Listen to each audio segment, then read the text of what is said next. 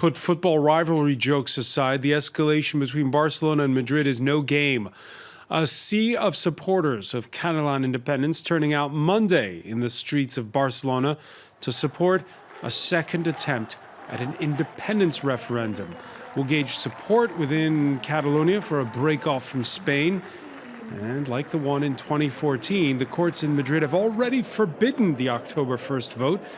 This time they've gone further with court summons and the threat of arrest warrants for mayors who take part in the vote, and raids like the one that happened last week on plants suspected of printing ballot materials for the referendum.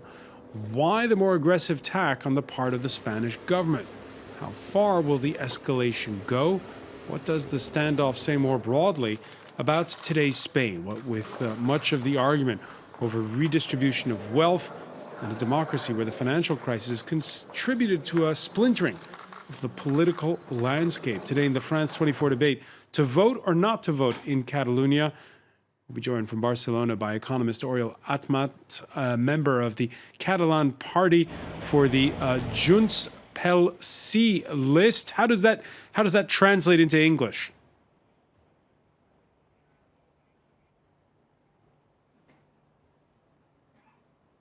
All right, we'll have the connection for you in a moment. Also with us, Santiago Mondejar of Societat Civil Catalana. Santiago, thank you for joining us. Well, thank you for having me. From Cardiff, Andrew Dowling, Senior Lecturer in Hispanic Studies at Cardiff University. Welcome to the show. Thank you. She was in Barcelona Monday. She's back in Madrid now. France 24 correspondent Sarah Morris is with us as well. The France 24 debate on Facebook and on Twitter. The hashtag F24debate. Ahead of a campaign kickoff this Thursday in the port of Tarragona. Earlier, there was a press conference by the more than 700 mayors who face arrest if they fail to answer a court summons by the Madrid public prosecutor over the organization of the October 1st vote. If a citizen has a legal problem and justice treats him unfairly, this person has a problem. But when more than 712 mayors aren't served justice, then it is not the mayors who have a problem, but the Spanish justice system itself. It is the Spanish justice system that has a problem. Sarah Morris, neither side is blinking.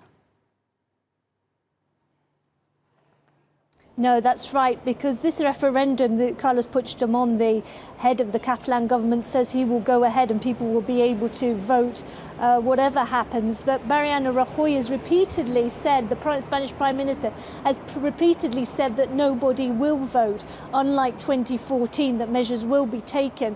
And it's unclear exactly what's going to happen on October the 1st. We know that the focus at the moment is on the logistics, and it already looks like it's going to be a very difficult referendum to organise, because not all of the mayors want to open up their electoral colleges. Of those 700 or so out of 948 that have said they will do it, they represent about 41% of the voters. So already there's a problem there that not everybody would be able to vote. And then I think we'll hear later lots of Catalans don't believe in this vote. And so it's already going to be quite a messy business on October the 1st. And this is much more fractious, this build-up, than in 2014, it sounds. It certainly is, because really in 2014, the Constitutional Court first ruled illegal a referendum, and then Artur Mas, the then head of the Catalan government, said, well, instead I'll organise a symbolic vote. I'll hand it over to volunteers. The court also ruled that vote to be illegal. But the volunteers organised it, and then what the courts argued over was, had the public officials, including Artur Mas, had they actually in effect spent public money and continued to push ahead with what was in effect a referendum. But now there's been different powers given to the Constitutional Court to apply its decisions, and really the Prime Minister was criticised by many of his own camp for letting something go ahead that was supposed to be illegal. Santiago Mondejar, your thoughts on the mood today compared to the mood 3 years ago? I think that people is becoming more skeptical. As Sarah was explaining, everything that is trying to be done regarding making a referendum that goes against our own laws, our Catalan laws, is raising the eyebrows of people. Most people I talk with, they cannot believe that this can be done at all. They are going to have the Catalan police, the municipal police, the Spanish Guardia Civil, the National Spanish Police. Everyone is going to be complying with the attorney orders to stop, to impede this happening. So there is a big sense of skepticism and a lack of confidence of the capacity of the Catalan government to carry on with their promise. Why did it come to a head like this time around? I think that last time, back in 2014, people thought that they will be able to change, to force the hand of the Spanish government, and that didn't happen. So increasingly, the stakes by the Catalan government has been put higher and higher and higher, and they are running against themselves. They are marking their own challenges that they are unable to comply with. This referendum wasn't even in their own manifesto after the last round of elections in 2027 in September, a couple of years ago. So they are making things up as they go along. This obviously doesn't do any good for the credibility of their own project, but also is creating cynicism among the population. So what will you do, Santiago? Will you stay home on October 1st if this vote happens, or will you go and vote no? Yes, yes. No, I will go with my family and have lunch as usual. And this is a farce. We cannot take part on something that is illegal. We must believe in our own laws. Democracy is based on the rule of law. We are a normal democracy, as much as the French, German, Italian, American, etc., etc. We need to believe in that. We cannot just play along, half of the population with some kind of very blurry scope that is only achieving to polarize society and breaking down solidarity and creating problems of their own. They have put themselves on a corner. I don't think that is ethically correct to take part on something that is illegal and also that doesn't take into account more than half of the population. Oriol Amat, I believe we have the connection now with him, a member of the Catalan Parliament. Thank you for joining us here on France 24. You will be taking part in this vote. Yes, of course. Of course. It's important to know that 80% of Catalans agree with the possibility to solve this issue voting, 80% of the population. A part of this 80%, they prefer that this is done through a referendum agreed with the Spanish government. The problem is that during many years, the Spanish government don't even want to talk about the issue because the Spanish government thinks that the issue doesn't exist. So, a part of this 80% of the population that wants to vote, a part of this agrees to solve this issue through a referendum, even if the referendum is not agreed with the Spanish government. But our president, and we believe that even if the day before of October 1st, the Spanish government wants to sit in a table and talk about how to have a referendum maybe 1 year later, our president has said that we will stop this referendum if the Spanish government agrees in talking about a referendum agreed with the Spanish government. But, we know the Spanish government's decision. We know the Spanish government's position on this. They'll say yes to a referendum if all of Spain can vote.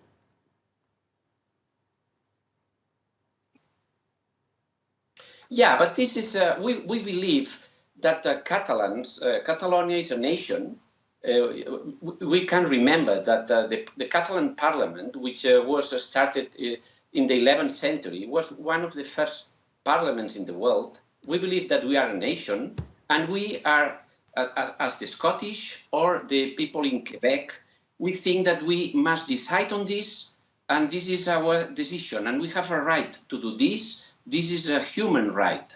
This is saying that this issue must be voted by all Spanish. It's like saying in the United Kingdom that in the referendum that Scotland had 1 year ago, it's the same as saying that that referendum should be voted by all the British people. In that referendum, only Scottish participated. It's the same than in the Brexit, only the British vote in the Brexit.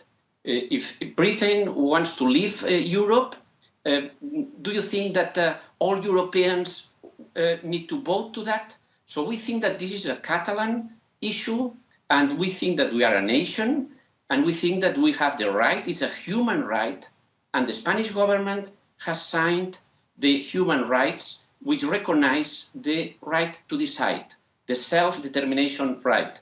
We think that we are a nation, and we think that Spain is not a box where it's impossible to leave that box. We think that we have the right to decide our future. And in the 1st of October, people will have the possibility to say yes or no. And we are the only ones who give the people who think no to the independence, we are the only ones who give these people the right to vote. Lots of reactions on the hashtag F24debate, including one here that says, come on. By saying people are not allowed to vote, you imply Spain is not a democracy. Can you vote whether the speed limit should be raised? Andrew Dowling, you've been listening to this conversation. Your thoughts, A, on referendums as a way of solving issues, and referendum on a way of solving this issue? Well, I think going back to your second question first, I think referendums are actually a very good mechanism of solving questions related to, if you want, national problems. I think they can be, and we've heard one of the speakers, for example, refer to the question of Scotland and Quebec. The problem is, in the international arena, Scotland and Quebec are very unusual examples. Most states in the world would absolutely refuse to allow a referendum on independence. That would include, and we've seen this, for example, with the earlier speaker commented on the different states that were mentioned, like France, Germany and Italy. Those states would not allow a referendum on independence. So what we have a kind of problem. We have the Catalans, if you want, look to the Scottish and Quebec model, whereas those who are opposed to independence look to the unity of the state model. And each side, if you want, of the debate can find different international examples that support their argument.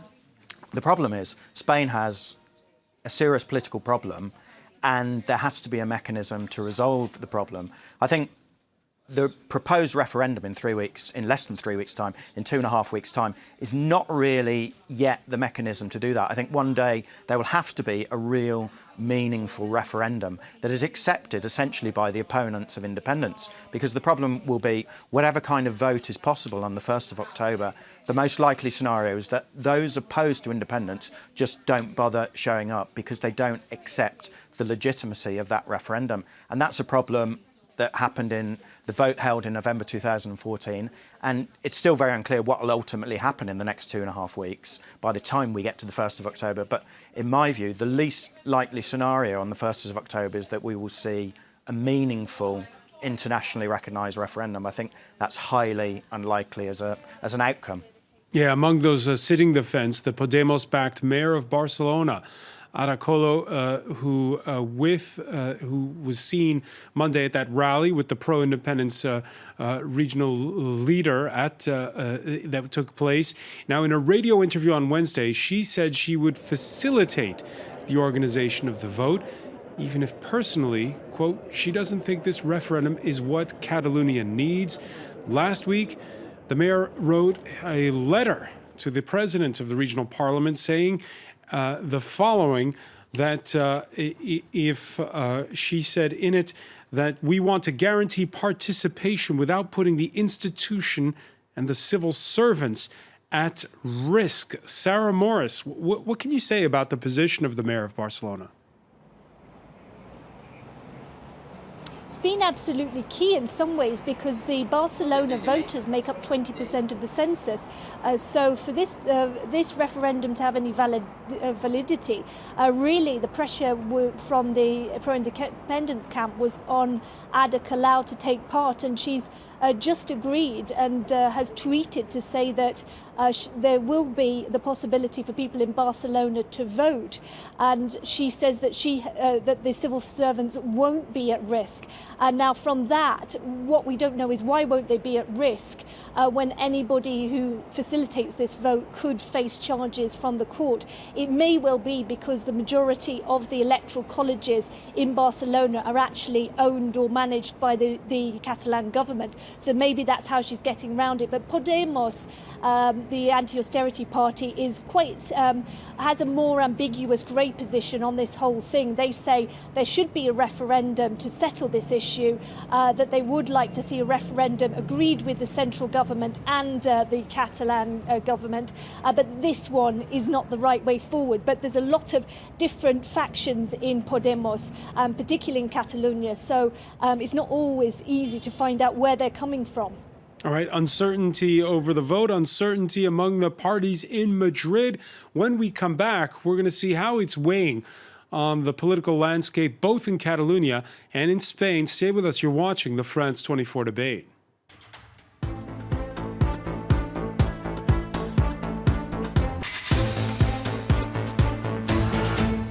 Welcome back, or welcome if you're just joining us. It's the France 24 debate. We're looking at the standoff between Barcelona and Madrid over the referendum that's been banned by the Spanish courts, an independence referendum on October the 1st. With us to talk about it from Barcelona, economics professor Oriol Amat, member of the Catalan parliament for the Junts pel Sí party. I hope I pronounced that correctly.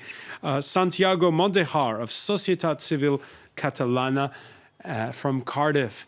He teaches Hispanic studies. Andrew Dowling, welcome back. And France 24 correspondent Sarah Morris. Thank you. Out of Madrid, where Sarah is, the message to citizens of Catalonia is short and it's simple. If anyone is called to go vote, do not go, because there cannot be a referendum and because it would be an illegal act. Of course, on the hashtag F24 debate, it's a mixed bag. Here's one remark. Yes, it should happen if Catalan people want it. It's been too many years without any proposal from the Spanish state to solve this political problem. Andrew Dowling, is that true?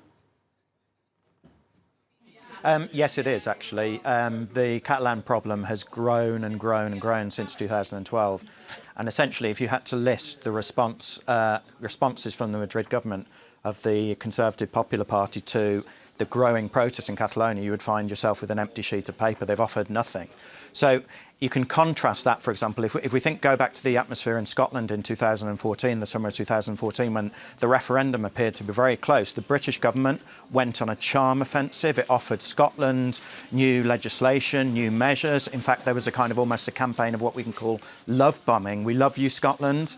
This has been completely absent in the case of the Spanish government. And I think what we've seen particularly this week in the targeting of these mayors has been an incredibly heavy-handed response on the part of the Spanish government towards this vote. I mean, it's certainly possible to go through a series of mechanisms to prevent a vote if you argue it's illegal. But I think we're also seeing some very, very strange activity on the part of the government as well. Santiago Mondejar, you're against independence. Do you agree with Andrew that you'd rather have more carrot and less stick from Madrid? I think that the problem is very complex. It's not a new problem. It's been evolved over many decades and so on, and requires a great deal of sensibility in both sides.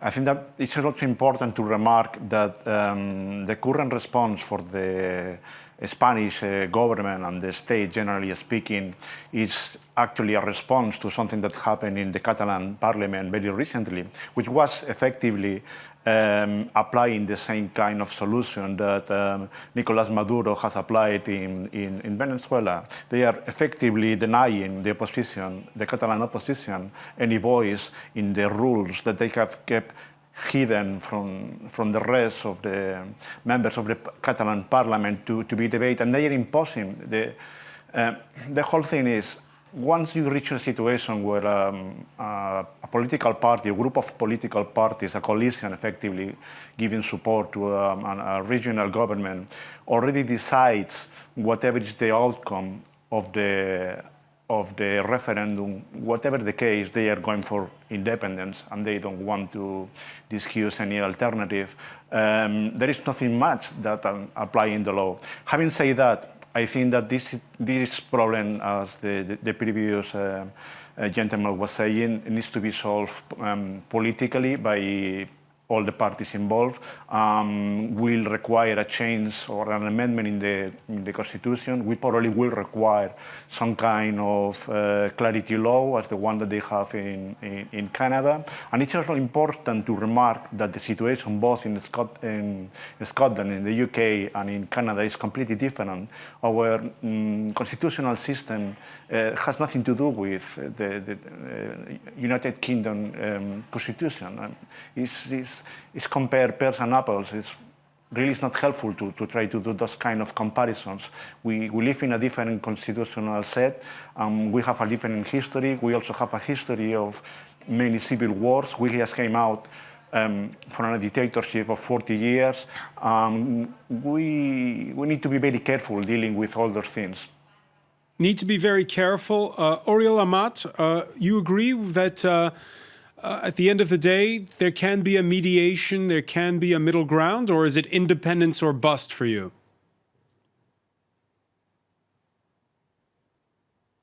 Well, first of all, I would like to say that it's absolutely not true that in the parliament, the opposition has not had the opportunity to debate. A couple of years ago, we tried to debate about this referendum, and the parties in the opposition, they applied to the Constitutional Court to forbid to debate about the referendum in the parliament. So these parties that now they say that they cannot have the opportunity to debate. So these parties that now they are claiming that they have not had the opportunity to debate, they have spent 2 years just avoiding the debate and applying to the Constitutional Court to forbid the debate. And the president of the Catalan parliament and also the members of which manage the parliament, they have been prosecuted by the justice and the Constitutional Court just for asking for debate of this referendum issue. The second thing is that we have tried everything before the moment we are now that we just see that the only solution is the independence and the referendum. We have tried everything during many years. We started many years ago, but 15 years ago, we started to apply to ask for a new statute, a new law for Catalonia. And we did everything the Spanish regulation says to have this new statute, this new Catalan law. This Catalan law was approved by the Catalan parliament, was approved by the Senate, Spanish Senate, the Spanish Congress. We had a referendum. This was approved by the Catalans, but after that, this law was cut. Several important parts of this law were eliminated by the Constitutional Court. As after the Partido Popular, the Conservative Party in Spain, they applied to the Constitutional Court to forbid this Catalan law. So we had a Catalan law voted by the Catalans, and this law has been cut and nearly eliminated in very important parts. So we have done everything to solve this issue. And now, after some years trying to talk with the Spanish government to solve the problems we have in Spain. In Spain, we have problems of civil rights, very important problems of civil rights.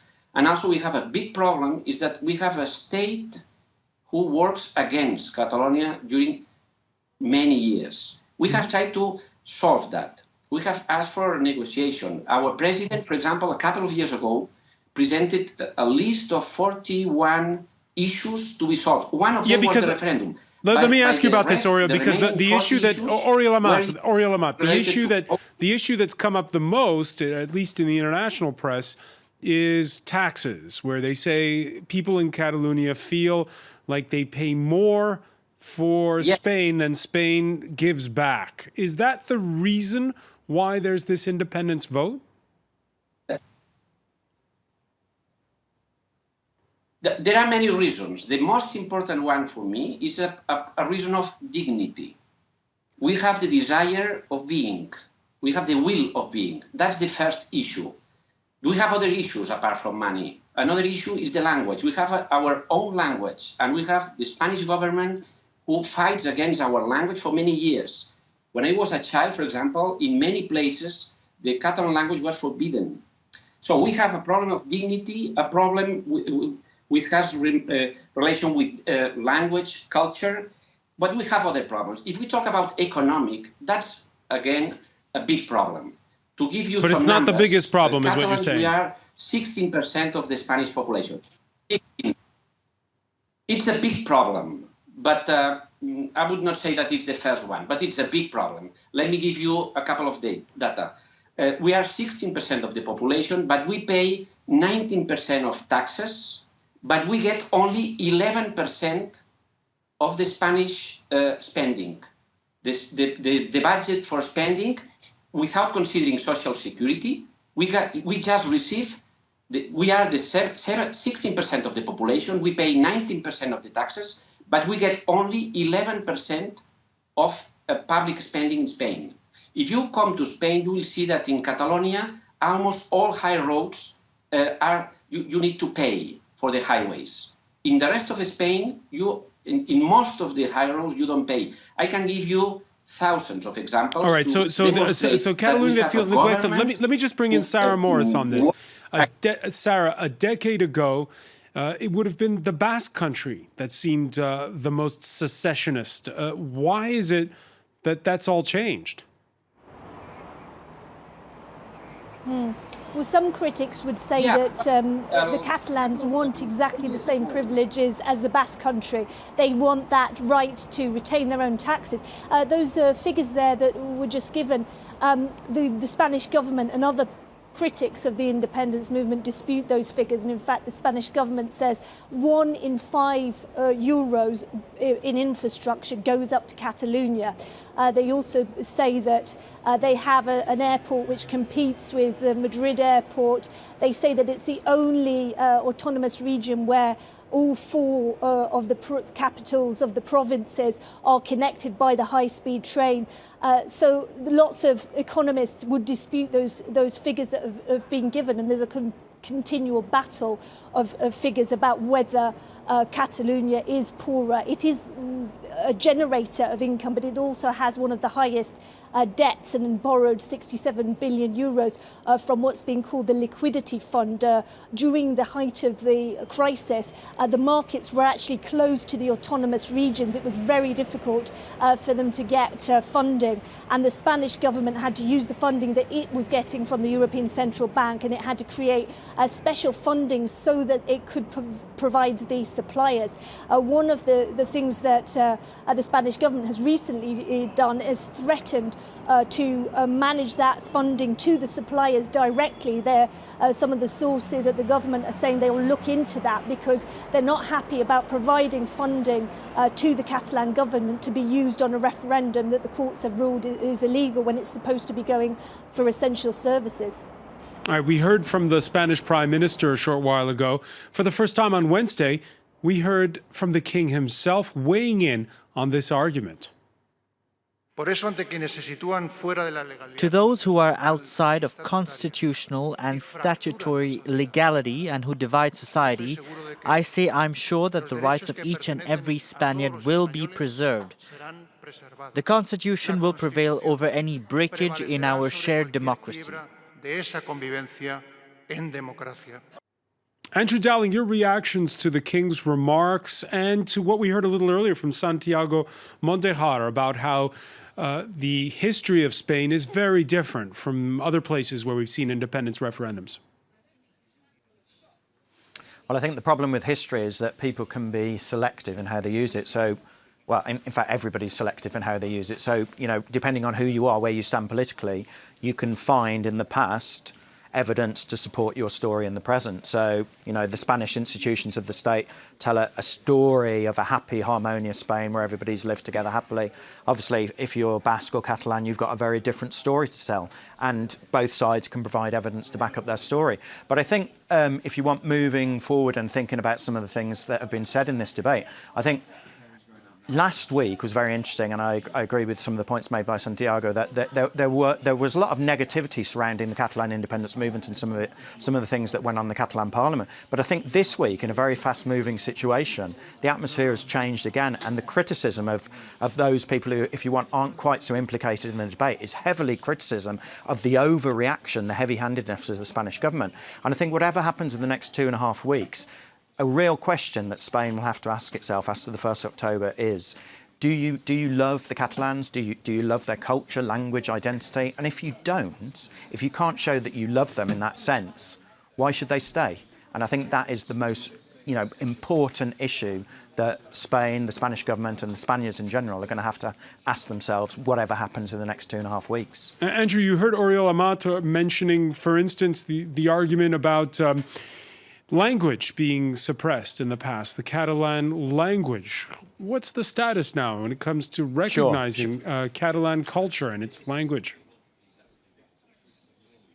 Well, I mean, Catalonia is, if you want, is part of a kind of like semi-federal Spain, where the Catalans have certain rights and responsibilities over certain measures, but they don't have, if you want, full and complete authority over any mechanism, unlike, for example, in Scotland, where education in Scotland is completely autonomous from London.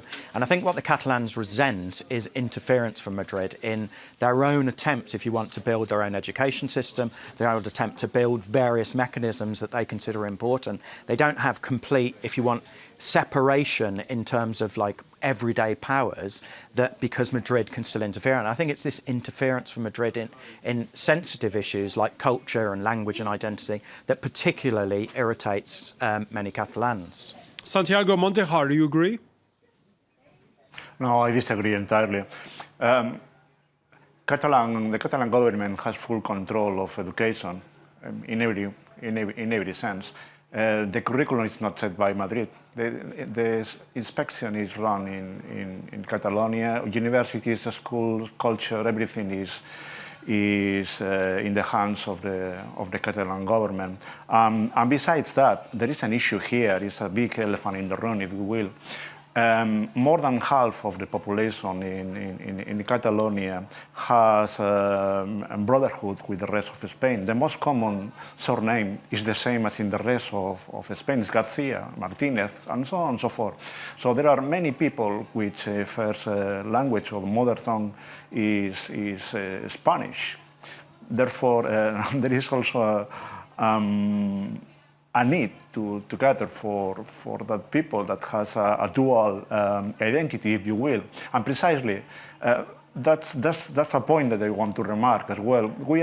I believe that the main issue with the Catalan independence pursuit is that it's going against history.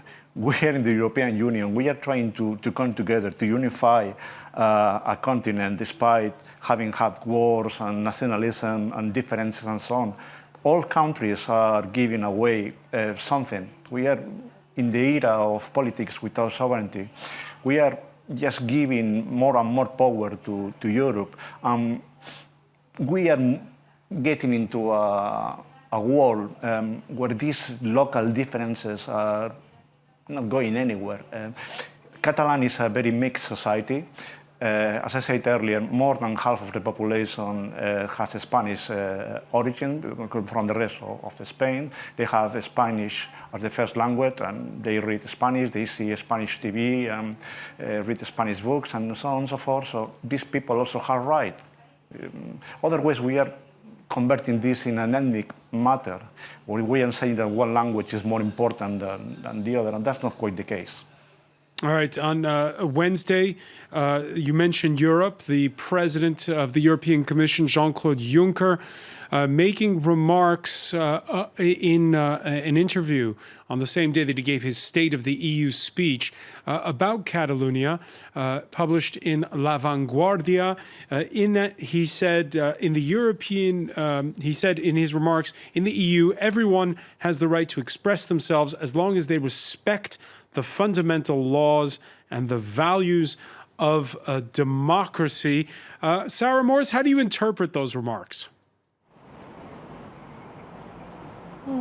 Well, in fact, the European Union has always said that this is a domestic issue and that the constitution should be respected in Spain. Juncker actually seems to have made a slip up because his remarks were quoted from that interview as saying that if yes came out eventually from Catalonia, then the European Union would deal with that. And his spokespeople subsequently clarified that that wasn't changing the European Union's position, which is that if a region breaks away from a country, they would have to reapply. And one of the things that struck me in the referendum campaign is that the pro-independence camp promises voters that they will stay in the European Union, or that if they have to break away within 5 minutes, it will solve. There's parallels with some of the other campaigns that we've seen for referendums in Brexit. There's been promises made that haven't really been challenged because there is, of course, no union camp. All right, and we're unfortunately out of time because there's so much more to say about that. Sarah Morris, I want to thank you for joining us from Madrid. I want to thank Oriol Amat and Santiago Montejar for being with us from Barcelona. Andrew Dowling in Cardiff. Stay with us.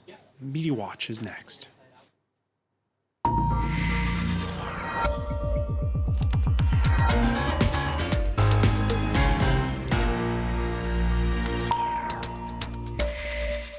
And we say hello to Emma James. Hi there. So there you have it, daggers drawn when it comes to Catalonian independence. Yes, very much so. And one of the interesting things that I've been looking at today online, in particular, especially on Twitter, is the fact that after all of these months of talking about Russian influence in the US elections, it does seem that that is something that is starting to rear its head in terms of this independence referendum as well.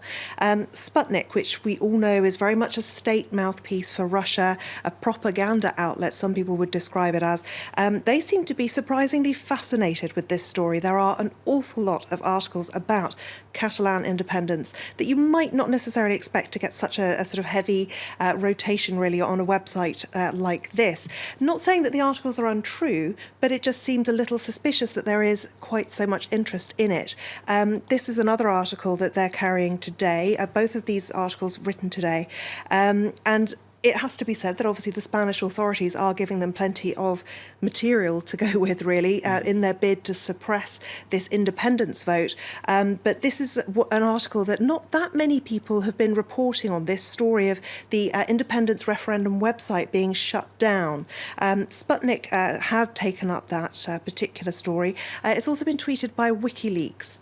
WikiLeaks, of course, has 5 million followers on Twitter, so a huge reach that's not to be underestimated, really. They're flagging up the fact that that website was taken down, also giving out what the new address is so that people can still get information about the referendum, get registered and the like. Now, Julian Assange, while we're on the subject of WikiLeaks, of course, has been tweeting a huge amount about Catalan independence. It is really his obsession of the moment, it would appear. This is just one of his many, many tweets. And I thought this line about watch as power reveals itself, it's always slightly sinister in the way that he's talking about this. He also talks about, he's very much using the language of Donald Trump, insinuating that this is fake news. El País and ABC, he says, have become a torrent of lies. Possibly the most extreme of his tweets, though, was this one, where he's invoking Tiananmen Square, using that image, the very, very famous image of the man standing in front of a row of tanks, and saying it is the same thing, and we're not quite there yet. And some people seem to be very angry about his attitude towards Catalan independence, wondering just how much he actually knows about it. Well, of course, we have seen those printing presses raided and the stories about the postal workers being asked to snoop. Very much so. And he says that he himself has no particular stance when it comes to Catalan independence, but he is merely wanting to protect people's rights. The issue, though, of is Russia involved in Catalonia is one that has been bandied about before now, it has to be said. This is an article from Politico back in March where they talk about just at the moment when the West requires unity, it is disintegrating, they say. Now, they accuse Russia of having a predatory strategy of divide and conquer. Now, could Catalonia be part of that strategy? Well, this is a Guardian article going even further back, April 2014, this one was written. It was a leaked tape. It's not been authenticated, so we don't know if it's genuine, but it purports to be two Russian ambassadors talking about where they would like to annex next in the wake of Crimea. And Catalonia, as you can see from the headline, comes top of the list. Sure it wasn't tongue-in-cheek, this looks a little bit. I don't know. I mean, it's difficult to say because I can't listen to myself. I don't speak Russian. Right. And it is unauthenticated. Okay. But I just thought it was interesting that it had already been brought up as far back as 2014, the link between Russia and Catalonia and Russia wanting to have some kind of a hand in it. In response to all of this talk, lots of people tweeting, in particular about Julian Assange. Don't worry about the complete idiot Assange. He worked for Le Pen and Trump and now is working for Putin and Catalonia, says this Twitter user. This journalist too, wondering why there is this alliance between Assange and Catalan separatists. Another journalist replied to him with this answer. His support would land Catalonia on the same side as Brexit, Trump and Russia. So even if Russia aren't actually trying to meddle here, people are drawing comparisons, and it's an interesting time, really. Julian Assange, though, is quite angry about some of the things being said. El Periódico reported that he had endorsed Trump, Nigel Farage of UKIP in the United Kingdom and Marine Le Pen in France. He says it's simply untrue. 3 falsehoods in one paragraph, he says. And this one too, again, talking about the possibility of a conspiracy. He says absolutely not. My secret conspiracy, he calls it. This from an article in El Confidencial. He says he is just promoting basic rights. Or is he trying to pressure people and exert some kind of influence? We'll have to wait and see. Yeah, it'd be interesting to see. I'm dubious as to how much influence Russia will have in Catalonia itself. But anyway. Who knows? Emma James, many thanks. We want to thank our panel once again. Thank you for joining us here in the France 24 debate.